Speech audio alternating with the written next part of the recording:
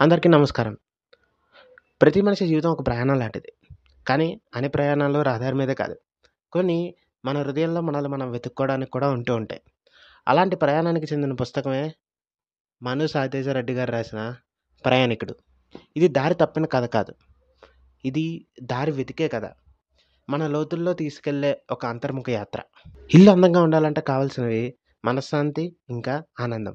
అలాంటివి ఇంట్లో దొరకక ప్రేమను పంచాల్సిన తల్లే నరకం చూపిస్తూ ఉంటే, ఆ అబ్బాయి మానసిక మరియు శారీరక పరిస్థితి ఎలా ఉంటదని చెప్తూ కథ మొదలవుతుంది. అలాంటి నరకం నుంచి వెళ్ళిపోయిన ఆ అబ్బాయి ఎక్కడికి వెళ్ళాడు? ఎవరిని కలిసాడు? అన్నది మిగతా కథ. తన పేరు కూడా తెలియని ఆ వ్యక్తి తనని తాను వెతుక్కుంటూ వెళ్తాడు. ఆ ప్రయాణంలో ఒక చెట్టు దగ్గర ఆగుతాడు. అక్కడ ఒక ఆత్మని కలుస్తాడు.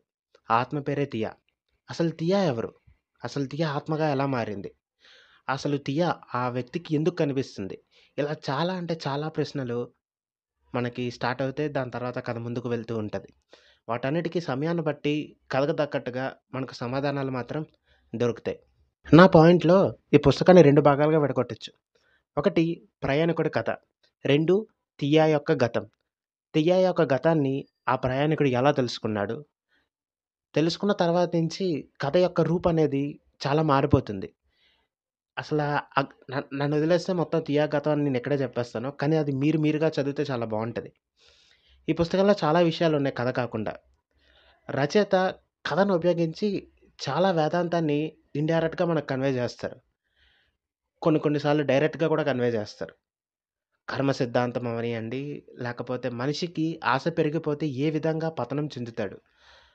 అండ్ అలానే మనిషి రియాలిటీని యాక్సెప్ట్ చేయకపోతే మనిషికి ఏ గతి పడుతుంది అని రచయిత తన కథలోని పాత్రల ద్వారా మనకి చాలా బాగా కన్వే చేస్తారు. ఈ పుస్తకంలో ప్రతి పేజీ ఒక ప్రశ్నగా మారుతుంది. ఒక జవాబుగా మారుతుంది. ఒక కొత్త దారిగా మారుతుంది. చాలా రోజుల తర్వాత ఇలాంటి కాన్సెప్ట్ మీద పుస్తకం చదివాను. మీకు కానీ చివరకు మిగిలేది అండ్ 'అసమర్థుని జీవయాత్ర' ఇలాంటి పుస్తకాలు నచ్చితే ఈ పుస్తకాన్ని మాత్రం మిస్ అవ్వకండి. ఈ పుస్తకానికి నా రేటింగ్ 4/5. Thank you.